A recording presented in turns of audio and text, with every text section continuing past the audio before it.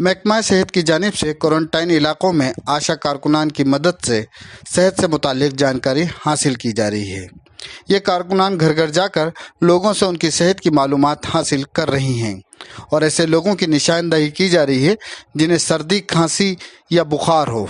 उन लोगों को प्राइमरी इलाज भी मुहैया किया जा रहा है, साथ ही उनकी कोरोना टेस्टिंग की जा रही है। काबिल ज़िक्र है कि गुज़िश्ता दिनों महकमा सेहत की ऐसी ही मुहिम के ज़रिए शहर में 7 कोरोना मुस्बत मरीज मिले थे। पेश है ये एक रिपोर्ट।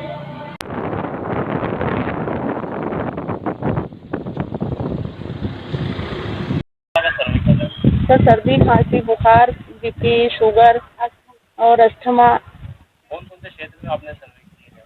कोट मोहल्ला जो संक्रमित क्षेत्र है, कोरोना संक्रमित क्षेत्र है, उनका उधर का सर्वे किया सर। Ward number 31। किस संस्था से हो? हम स्वास्थ्य विभाग से हैं सर, आशा कार्यकर्ता। क्या नाम है आपका? रेहाना कुरैशी।